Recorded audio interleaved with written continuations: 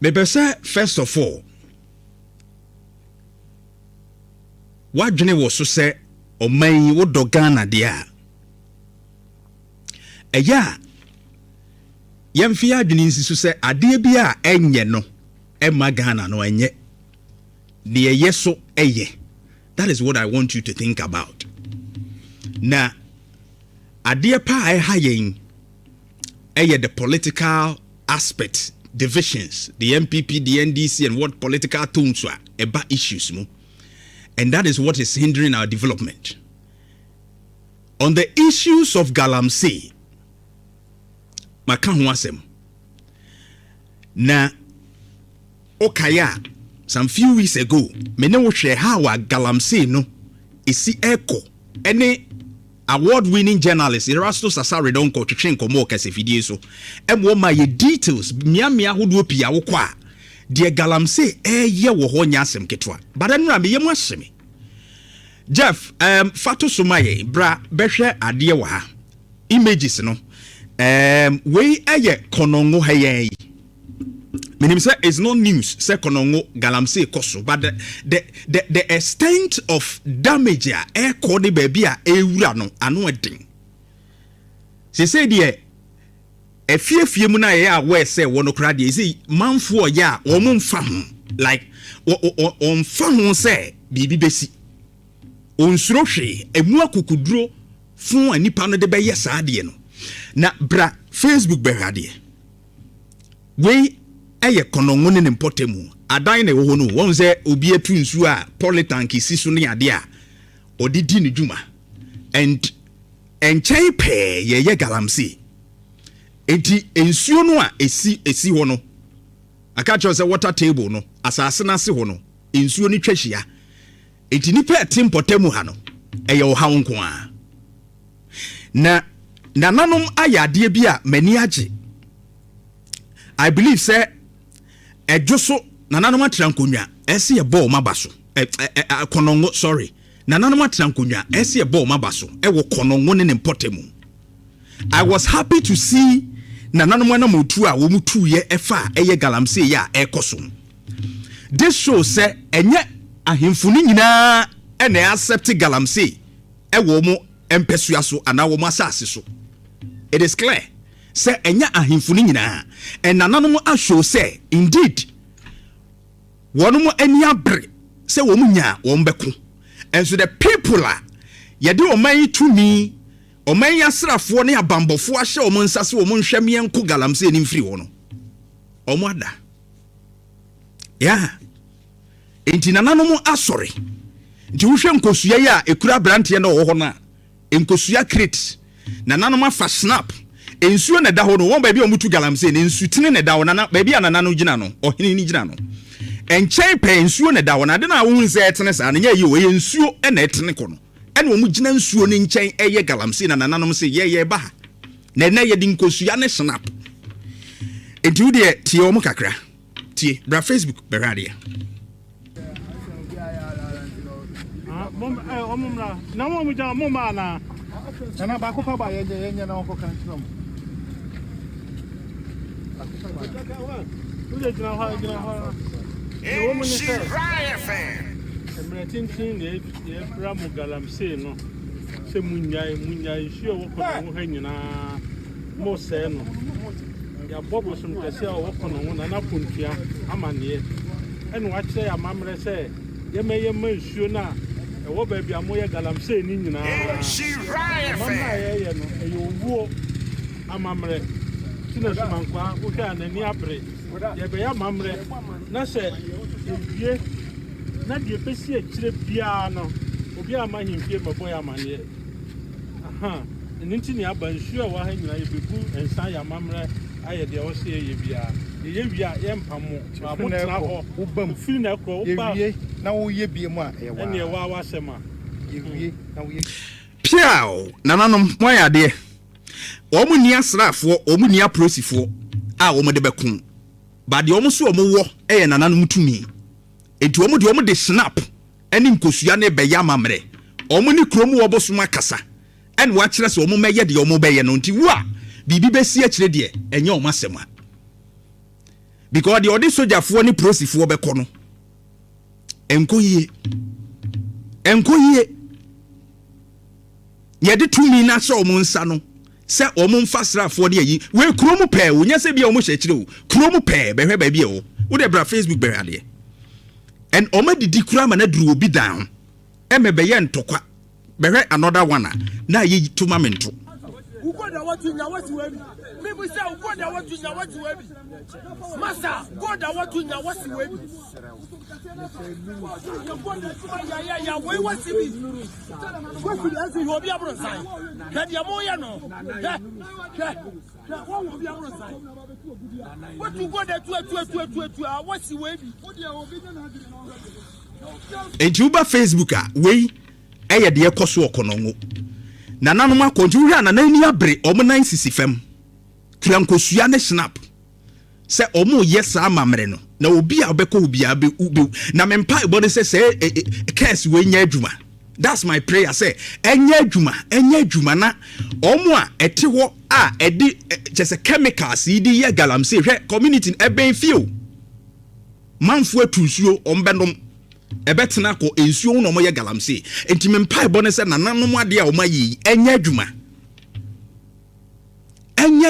entia omo ye saa ho because some crofo the cyanide mercury ni ade no ya encrofo nya kidney problems liver problems ewu no omo so omo hu anya hwe ya semanfo Galamsey no fransuo no a etene ko wa yi na ekofra mamanfo nom no munya kidney ni liver problems if this curse works and kills ankrofo we ya me enya me mobokra because a wickedness obi be penisika enti no ka sika wanya nyina no we wasibi mo atu asaya asase na sey nsuo na kudos to nananom e wokono ngo subankwa ene wo mo eka ho minim se ebebo wo mo so and it will work because ya won krofo a ye de tumi ahye won saso wo muntu ho anamon ye wura Armah-Buah Emmanuel Armah-Buah Lands and Natural Resources Minister ye fa no to so mami papa yi okọ vetin en wo share bo say oba ye so on to officer ade a obeye ne se obey necessary consultations or they be find permanent solutions to Galamsey issues no. And now 1 year and some months on yentimi nyasa permanent solution. Listen to him. To facilitate the restoration of our water bodies and natural resources, will you support such a ban? Will you support the placement of a ban? For example, said we know the challenges we face: degraded land, polluted water bodies, the destruction of our forests. These are very grave issues. It requires a real approach. It doesn't require ad hoc measures, and I believe that we must take our time to find the solutions that will be long-lasting. When I'm giving the nod, I will do the right consultation with the experts and make sure that we take an approach that will help us to solve this problem permanently. Armah-Buah on the 27th of January 2025, before the ministerial appointment committee, and Wokai. And yatra 1 year, some months abeguso. And if you were Armah-Buah nano just last week, Obejina simpies na some can see a chinipa over 258.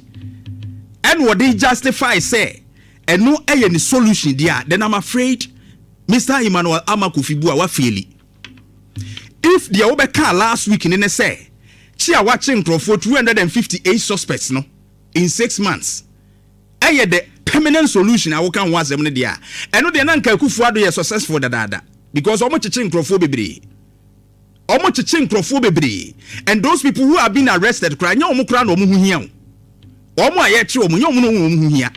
Arrest no kra de. Wa kra Armah-Buah wa pen su mo aye bebre. Je fe no mame. We 23rd July 2025. Apart from last week 258 are okay. 23rd July 2025, 425 excavators and other machineries have been seized. We have also made 1,345 arrests nationwide. Where 2025, uchi nipa 1,345. 250 now what catch last week in the crowd is Sanfasokra and Niso. It means that we are going nowhere. 2025, so uchi nipa 1,345. Na Galamsey ni gusua kosu say ya. And last week 200 per watching and far more once for him and baby you are failing. Yeah. Because the reason is that you are arresting the wrong people.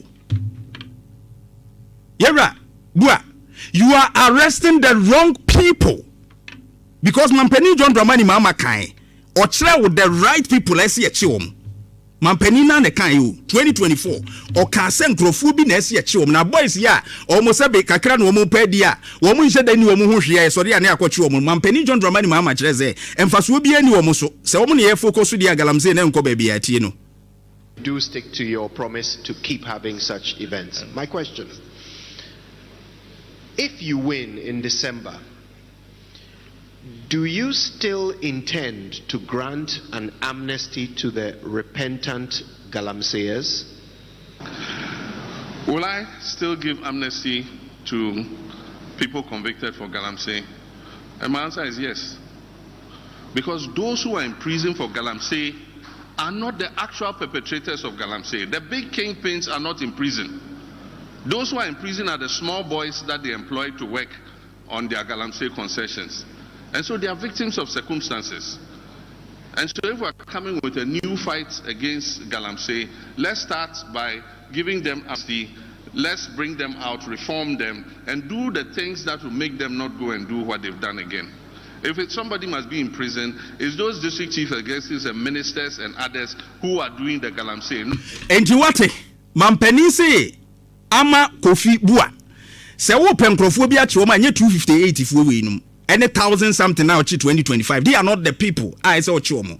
They are those ministers, appointees, and any pennyphobia muska or to excavators. They are the people you should target. They are the people you should target. After 1.5 years, Ede Chrono. If Ubekachre say the fight is difficult and we will not relent. Jeff and last week Ubekachre said the fight is difficult and we will not relent. The battle against illegal mining, we will not retreat, we will not relent, we will not surrender. Now Ubek to announce the same way it means say you have failed already.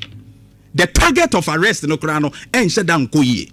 Because His Excellency H.R. Yankofo esi echioma ebeboa ama Galamsey ne tuatwa. But those people are the big wizard. I say, let's be honest on this front. Let's be honest. So watch 1,345. Now still Galamsey no gusua ekwa year 258 now catch last week in the day. Enko baby because you are arresting the wrong people. Yan kanu krenche che ho. Shebebi adu. Aje na nanom fa nkosua. Any snap kono look. Tiwe yafe. Chef a dine no. A dine ya bay fie. This is shameful as a country. And my direct message to the president, John Dramani Mahama, Galamsey na ya once a distant environmental problem. Na you feel say wetri forest reserve ye beko wuram ni yakohu ayi no. Say the ene awura ya dan mu abafie. Konongu situation that me say is getting critically alarming. Baby adunu anu ayedin. Esa was sorry if your appointees are not effective, if they are not competent enough, change them. Because they are going there. It's getting into our homes. And if care is not taken, baby adunu anu ayedin. And our legacy year, our legacy term, any. Don't let Galamsey be one of the things ebe classify term no at the end of 2028 say within your term no bibi say yegusu ehunu say kan ne che nko ade a any boys poor guys here what site ya yachi omo dia ene na nka kufu ado di first ka kufu ado ya ade ku di first. Let's fight it well baby ekono enye papa. That's my message. Ebusia meba. Oh yeah! Come on! Nhyira 104.5 FM.